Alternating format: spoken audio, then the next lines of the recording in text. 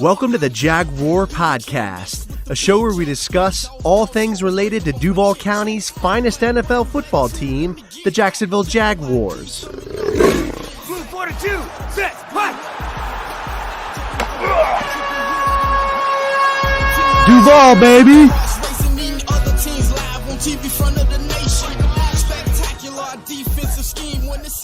What's up, everybody? It's Andrew, and welcome to the Jaguar Podcast. My guest for today is Jaguars linebacker Chad Muma. But before we get into that, quick shout out to one of our partners and affiliates, FL Teams, a Florida sports website. They do great coverage of all Florida sports teams, and I put my content up there as well. It's flteams.com.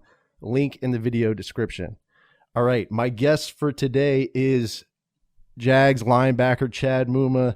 He was selected by the Jags in the 2022 NFL Draft in the third round, 70th pick overall, out of Wyoming. When he was a Cowboy, he had 145 solo tackles, 19 tackles for a loss, 5.5 sacks, 3 interceptions, and 2 fumble recoveries at the University of Wyoming. Give it up for the great Chad Muma. Chad, what's up, man? How's it going? It's going well. Hope everything's going well over there. So I know OTAs have wrapped up pretty much. How have they been going? No, OTAs have been going well.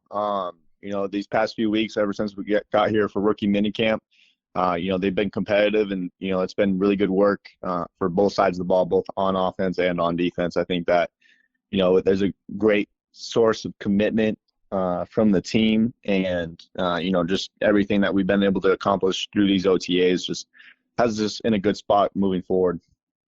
Yeah, it sounds like you guys have also had some injuries too. I mean, I know it's getting hot around that time in Jacksonville. It must be pretty difficult to stay hydrated and stay healthy.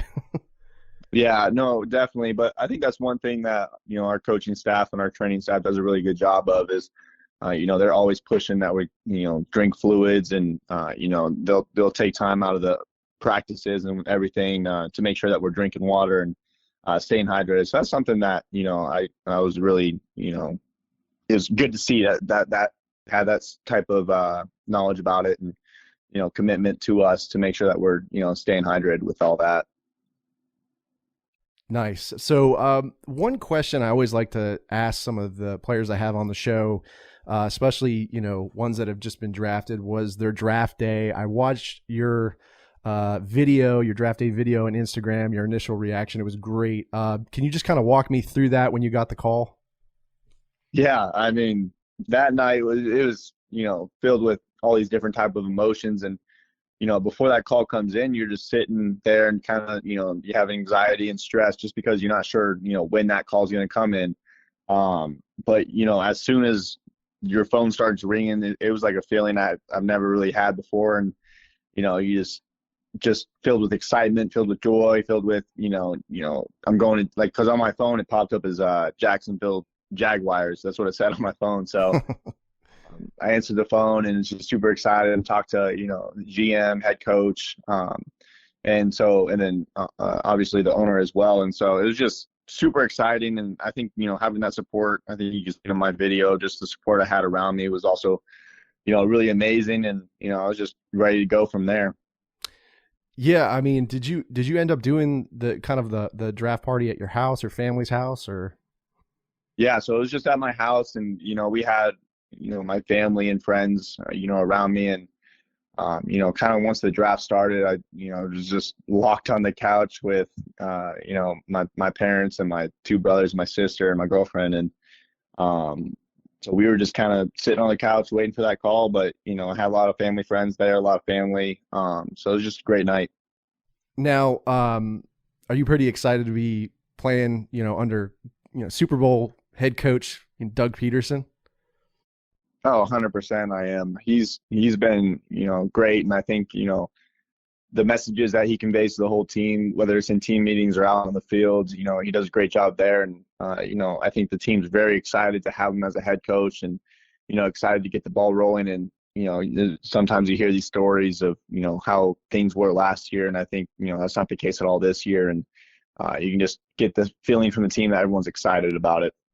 Yeah, man, I'm super excited to see what you guys can do. I mean, Coach Peterson obviously has an amazing resume, and I really think it's going to be great. I'm really excited to see what happens next this upcoming season. I wanted to talk a little bit about your time at Wyoming. I know your dad Ty. He played at Wyoming. He was a defensive back. Was that one of the main drivers, or were there other reasons that kind of attracted you to play at Wyoming?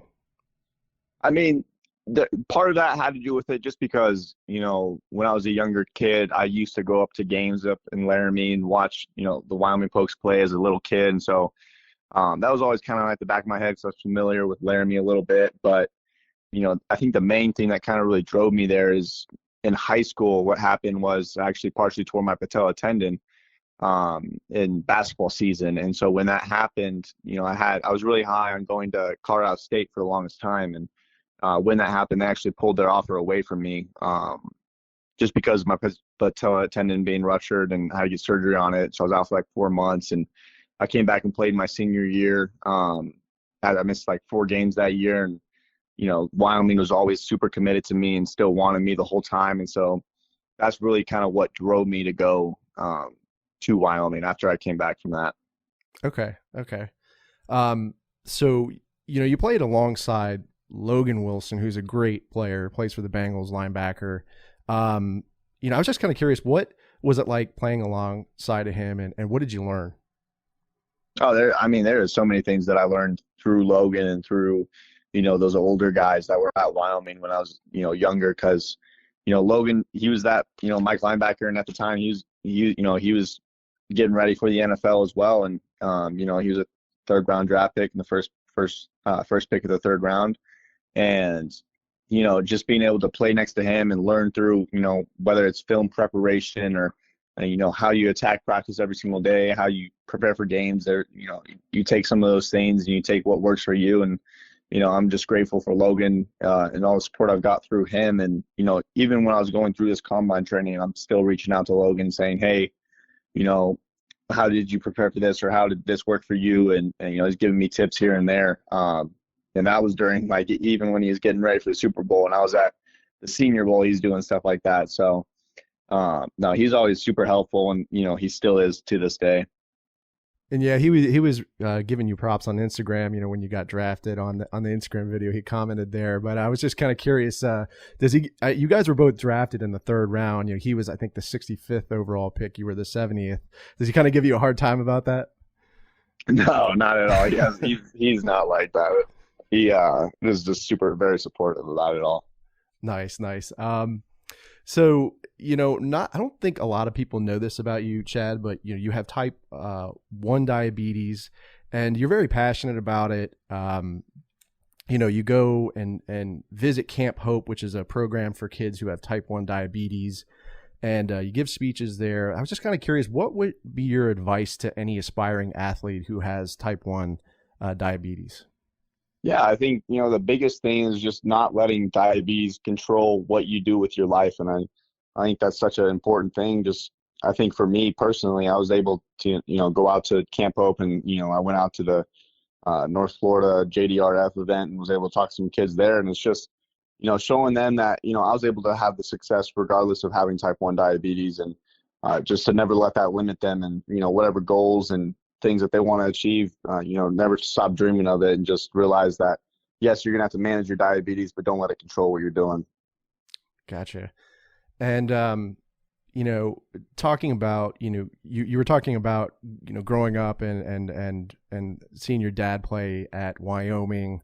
I'm sure he was an idol for you as well and motivated you to push forward with your football career. But I was also kind of curious, watching your style of play, who were some of your idols in the NFL growing up? Yeah, growing up, I was always a big Denver Broncos fan.